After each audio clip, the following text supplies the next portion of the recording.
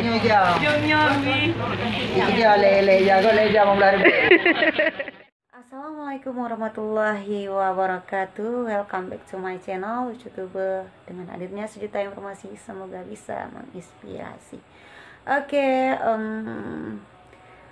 kita mau bahas malam ini tentang kehadiran Panglima Asahan di Balai Nurul Yakin. Siapa nggak kenal Panglima Asahan, yaitu salah satu anggota Dewan DPR Aceh Timur yang begitu peduli, begitu antusias pada seluruh masyarakat, terutama di bidang agama pastinya ya. Oke, pemirsa, mari kita lihat videonya. Kehadiran Bang Ahmad Lembeng begitu disenangi, begitu sukaria ya di Balai Nurul Yakin dengan pembagian bermacam bagai sajadah Al-Quran. Ih, kabur dah.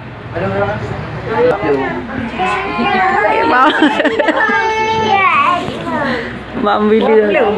Waplo bang hati long.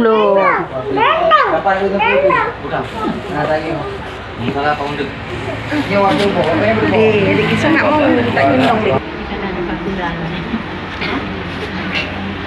Sayang kau dah. Biasa mah. Mana? Kata mau. Hijau aja lah. Quran dua Quran benar 20 ubah. Oh, tiga kalau 38 undur.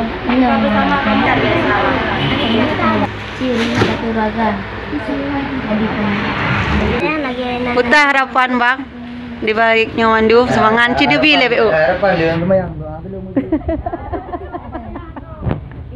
Insyaallah tapi ada mendoa. Lain pun harapan. Oh, lain harapan bang. Berarti di bulan suci Ramadannya Harapan sama juga Allah. Butamang surga bandu harapan berarti ya, urang yang disumbangan dan urang yang terima nga. Yang amalan jariah. Iya lele jago leja mau lari.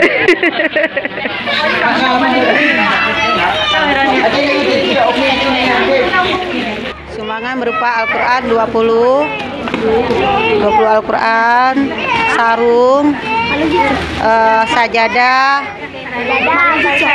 disumbangkan oleh Panglima Asahan kita. Insya Allah berkah. Neti bro. Aneti. Anjak. Asahan terima kasih yang telah bersedia memberi sumbangan untuk kita semua di Balai Nurul Yakin dan berikan semangat. Ya Allah sayang, mudah muarnya. Mudah segala urusan.